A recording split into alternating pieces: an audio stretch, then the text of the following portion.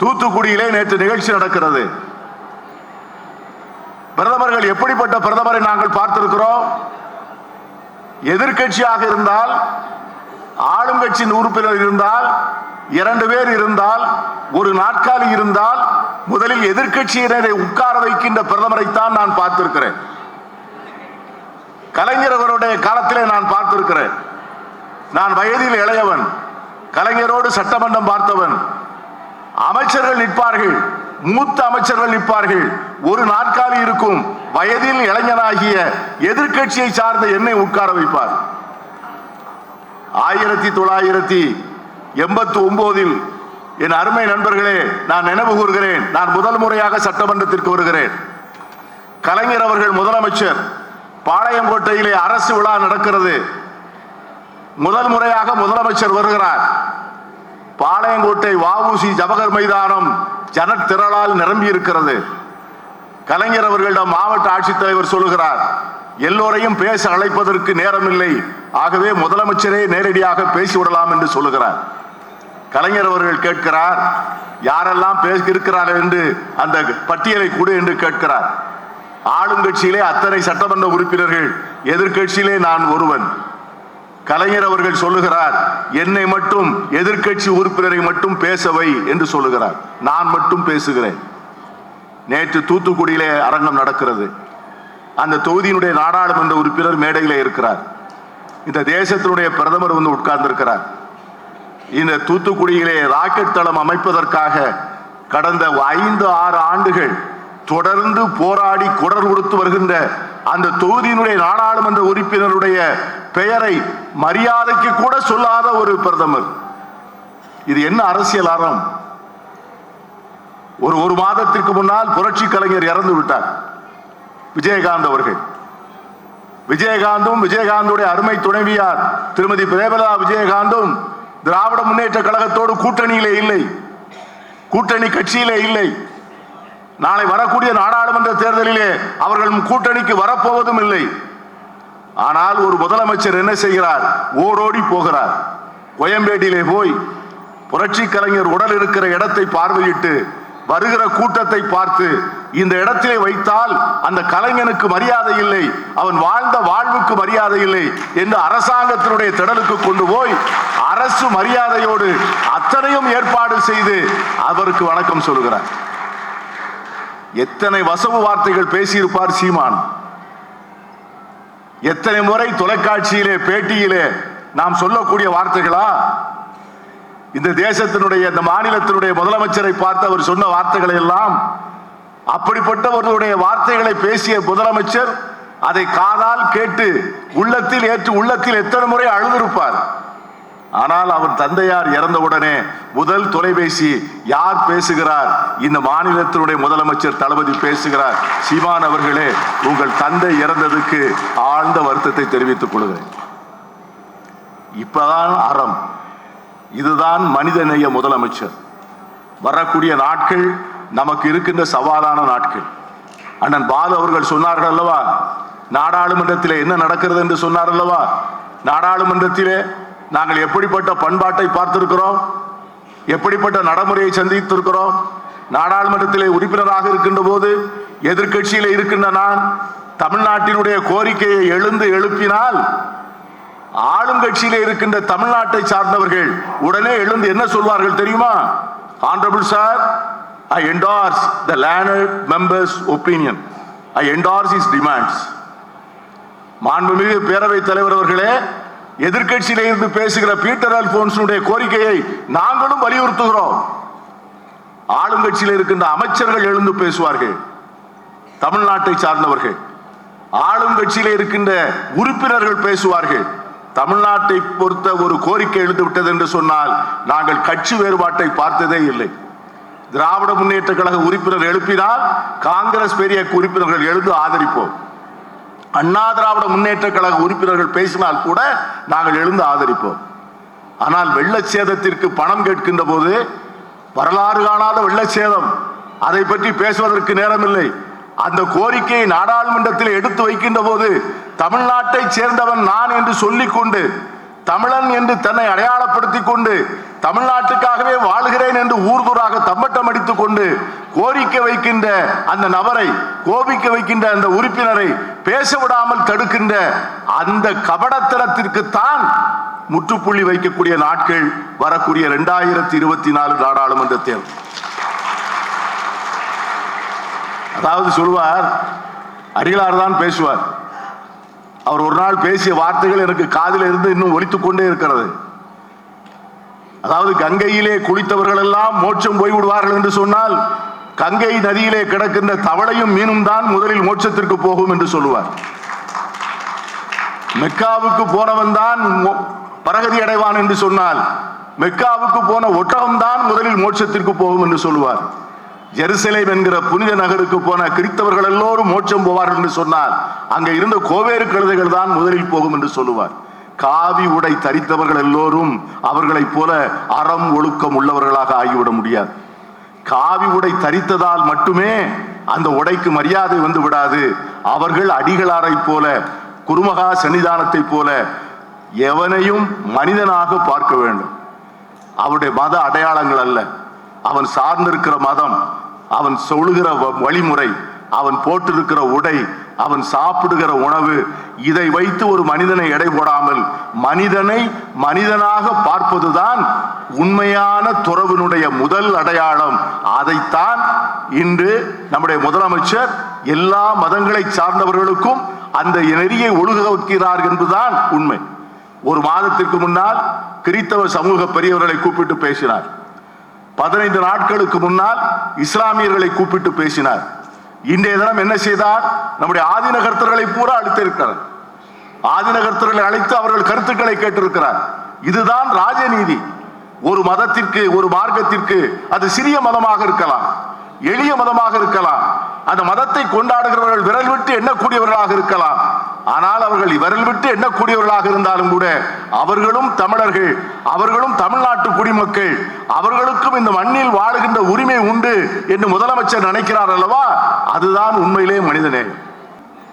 கன்னியாகுமரி மாவட்டத்திலே மண்டைக்காடு என்கிற அந்த மிகப்பெரிய வகுப்பு கலவரத்தை மதவாத பாசிச சக்திகள் உருவாக்கி அண்ணன் தம்பிகளாக வாழ்ந்த அந்த சமூகத்திலே மிகப்பெரிய பிளவுகளை உண்டாக்கி 2 ஆட்டுக்குட்டிகள் மோதி இரத்தம் வடிகின்ற வேளையிலே அரசியல் ஆதாயம் தேடுவதற்காக ஓநாய்களாக காத்திருந்த அந்த கூட்டத்தினுடைய பாசிச வெறியை அடக்கி அந்த ஊரிலே சமாதானத்தை, அன்பை, மனிதநேயத்தை விதைப்பதற்காக குன்றக்குடி அடிகளார் எடுத்த அந்த மிகப்பெரிய முயற்சியை நினைவு கூர்ந்தார். அந்த அரங்கத்திலே நானும் இருந்தவன். நீதியரசர் வேணுகோபால் ஆணையம் நடத்திய விசாரணையிலே கிறிஸ்தவ ஆயர் அவர்களுக்காக வழக்கறிஞராக அந்த ஆணையத்திலே ஆஜராகக்கூடிய வாய்ப்பினை நான் பெற்றேன். மண்டைக்காடு சம்பவம் என்பதுதான் தமிழகத்திலே பாசிச அரசியல் வெறி உள்ளே நுழைந்த நாட்கள். அந்த பாசிச அரசியல் நுழைந்த நாட்களிலே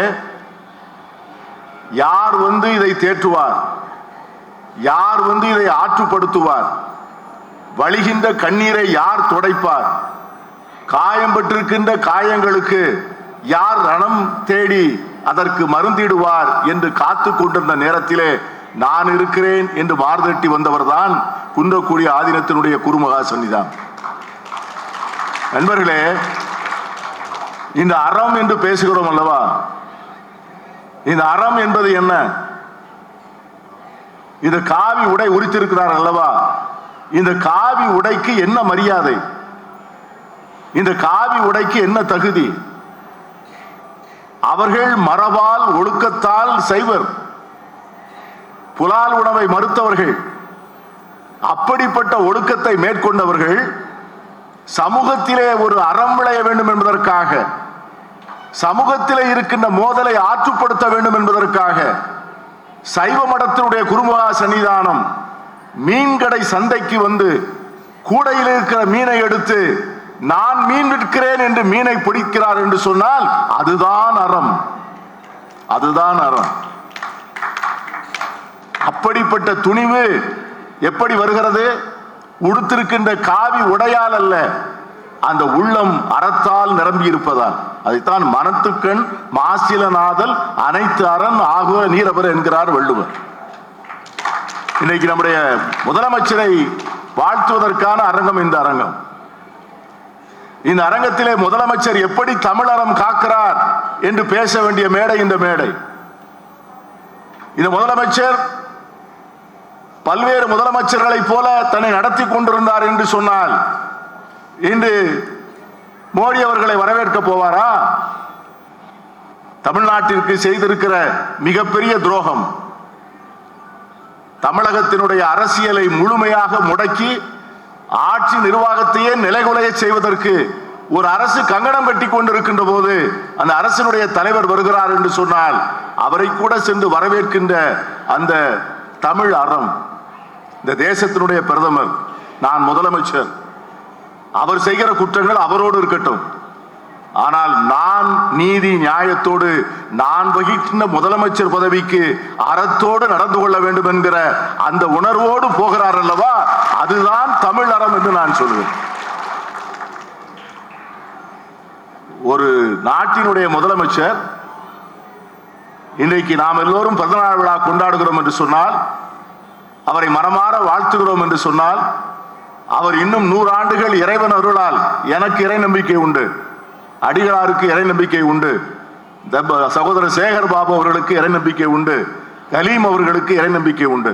கும்பிடுகின்ற தெய்வங்கள் வேண்டுமென்றால் மாறி இருக்கலாம், வழிபாட்டு முறைகள் வேண்டுமென்றால் மாறி இருக்கலாம், ஆனால் நாம் எல்லோரும் கும்பிடுகிற தெய்வம் ஒரே தெய்வமாகத்தான் இருக்க முடியும் என்கிற அடிப்படையில் காந்தியடிகள் சொன்னார்கள் அல்லவா, அது ராமராக இருந்தாலும் சரி, ரகுமானாக இருந்தாலும் சரி, இயேசுவாக இருந்தாலும் சரி, எந்த பெயரை வைத்து நாம் அழைத்து கும்பிட்டாலும் அந்த இறை வேண்டுதல் முழுவதும் ஒரு தெய்வத்துக்கே போகிறது என்கிற அடிப்படையில் தான் நாம் எல்லோரும் இந்த மேடையிலே அமர வைத்து அழகு பார்க்கிறார் சேகர் பாபு. அது கலீம் கும்பிடுகிற அல்லாவாக இருக்கட்டும், பீட்டர் அல்போன்ஸ் கும்பிடுகிற இயேசுவாக இருக்கட்டும், நம்முடைய அடிகளார் அவர்கள் வணங்குகிற சைவ திருமறை கொண்டாடுகிற சிவபெருமானாக இருக்கட்டும், முருகனாக இருக்கட்டும், இத்தனை தெய்வங்களும் கூடி நின்று அறம்பெறலாது ஆட்சி நடத்துகின்ற முதலமைச்சர் தன் செங்கோல் நெறிபெறலாது ஆட்சி நடத்துவதோடு மட்டுமல்லாமல் நீண்ட நெடிய நாட்கள் நோய் நொடி இல்லாமல் உடல் தடத்துடன் இந்த தமிழ்நாட்டு மக்களை வருங்காலமெல்லாம் வழிநடத்த வேண்டும் என்று வேண்டுவதும் வாழ்த்துவதும் தான் இந்த அரங்கத்திலே இருக்கின்ற முக்கியமான ஒரு 3 ஆண்டுகளாக பார்த்து கொண்டிருக்கிறோம். நான் அடிக்கடி நினைப்பேன், கலைஞர் அவர்களுடைய சடலம் கடத்தப்பட்டிருந்த போது, கலைஞர் அவர்கள் சடலத்தை தூக்கி கொண்டு மெரினா கடற்கரைக்கு போகின்ற போது, அந்த சடலத்திற்கு பின்னால் வழி நடக்கின்ற போது நினைப்பெல்லாம், இனிமேல் இந்த தமிழ் சமூகத்தினுடைய எதிர்காலம் எப்படி இருக்கும், சமூக நீதியினுடைய எதிர்காலம் எப்படி இருக்கும், சிறுபான்மை மக்களுடைய எதிர்காலம் எப்படி இருக்கும், தமிழகத்திலே தமிழ் கூறும் நல்லுலகத்திலே தமிழ் மொழியினுடைய எதிர்காலம் எப்படி இருக்கும், தமிழ் சமூகத்தினுடைய எதிர்காலம் எப்படி இருக்கும், வழி நடத்துவது யார், எவ்வளவு பெரிய ஆலமரம், எண்ணி பார்க்க முடியாத கிளைகள், எண்ண முடியாத விழுதுகள், எவ்வளவு அசாத்தியமான திறமை, பேச்சில், எழுத்தில், அரசு நிர்வாகத்தில், எதிரிகளை தழுவிக்கொள்வதில், நண்பர்களை உருவாக்குவதில், புதிய யுக்திகளை கண்டுபிடிப்பதில், புதுவிதமாக அரசு நிர்வாகத்தை நடத்துவதில் 75-80 ஆண்டுகள் தொடர்ந்து தழுவாமல், வலுவாமல், கால் கடறாமல், ஏற்றுக்கொண்ட கொள்கைகளை சோர்ந்து விடாமல், அதே நேரத்திலே தன்னுடைய கொள்கைகளை விட்டுக் கொடுக்காமல், எதிரியை கூடயும் வலிக்க விடாமல், தன்னுடைய திறனையும் நோக விடாமல் ஆட்சி திறன் செய்த கலைஞருடைய நாட்களுக்கு பின்னால் யார் இருப்பார், யார் வருவார்? தளபதி சாதிப்பாரா? தளபதியால் முடியுமா? கலைஞருடைய அவருடைய ஆட்சுமை திறன் எங்கே, அவருடைய ஆளுமை திறம் எங்கே, தமிழ் அறிவு எங்கே, அவருடைய விசாலமான உலக பார்வை எங்கே, அவருடைய பட்டு அறிவு எங்கே? அதற்கு முன்னால் கலைஞருடைய அன்பு மகனாக இருந்தாலும் இவர் ஈடு கொடுப்பாரா என்கிற சந்தேகம் என்னை போன்றவர்களுக்கு உண்டு, வந்தது உண்டு. ஆனால் இன்று மூக்கின் மீது விரலை வைக்கிறோம். கலைஞருக்கு இருந்த காலத்தை விட இது மோசமான காலம். கலைஞர் காலத்திலே அவருக்கு இருந்த எதிரிகள் யார்? அரசியல் களத்திலே ஒரு களமாடிய தலைவர்கள் யார்? அவர் யாரோடு ஒட்டி உறவாடி அரசியல் கண்டார்? அவர் அரசியல் களமாடுகின்ற போது தோழமை கட்சிகளாக இருந்தவர்கள் யார்? பெருந்தலைவர் காமராஜர், மூதறிஞர் ராசாசி, அப்படி மாபெரும் தலைவர்கள். எம்ஜிஆர். அன்றைக்கு அங்கே அரங்கத்தில் இருந்த முதலமைச்சர்கள் யார்? ஒன்றியத்திலே நம்முடைய அன்னை இந்திரா காந்தியை போன்றவர்கள், மொரார்ஜி தேசாயை போன்றவர்கள், விபி சிங்கை போன்றவர்கள், ராஜீவ் காந்தியை போன்றவர்கள், அடல் பிகாரி வாஜ்பாயை போன்றவர்கள். இவர்களுக்கு கொள்கைகள் மாறியிருக்கலாம், கருத்துக்கள் மாறியிருக்கலாம். ஆனால் இந்த பிரதமர்கள் எப்படி ஒரு பொதுவான அறத்தை கடைபிடித்து ஆண்டார்கள் என்பதை மாற்று கட்சியினராக இருந்தால் கூட நான் மறுக்க தயாராக இல்லை. அப்படிப்பட்டவர்களோடு தான் கலைஞர் களம் கண்டார். தமிழனை மனமாற நேசிக்கின்ற முதலமைச்சர். மதம் சாதி கடந்து இந்த மேடையை பாருங்க. இந்த மேடையில எந்த சாதி இல்லை, இந்த மேடையிலே எந்த மதம் இல்லை. இந்த மேடையிலே சேகர் பாபுவை போல அதிகமாக சாமி கும்பிடுகிற ஒரு இந்துவை நான் இன்னும் பார்க்கவில்லை. அநேகமாக நம்முடைய ஆதிநகர்த்தர்களை விட அதிகமாக பூஜை செய்கிறார் என்று நான் நினைக்கிறேன். ஒரு நாள் திடீர்னு போய்தான் அண்ணன் சபரிமலையில் நிற்கிறேங்கிறார், இன்னொரு நாள் போன் பண்ணா திருவேற்காட்டில் நிற்கிறேங்கிறார், இன்னொரு நாள் போன் பண்ணா மயிலையில கபாலீஸ்வரர் கோயிலில் நிற்கிறேங்கிறார்.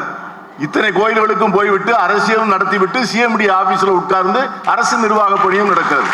ஆகவே மதங்கள் என்பது வேறு, ஆனால் மனித நேயம் என்பது வேறு. இந்த ஜனநாயக நாட்டிலே நாம் போற்றி பாதுகாத்த இந்த சுதந்திரம் என்பது அந்த மனிதர்களை கொண்டாடுகிற சுதந்திரம். இன்று அதற்குத்தான் நெருக்கடி வந்திருக்கிறது. இந்த நாட்டிலே ஒரே மதம் தான் இருக்க வேண்டும், இந்த நாட்டிலே ஒரே கட்சி தான் இருக்க வேண்டும், இந்த நாட்டிலே ஒரே மொழிதான் இருக்க வேண்டும், இந்த நாட்டிலே ஒரே கலாச்சாரம் தான் இருக்க வேண்டும்.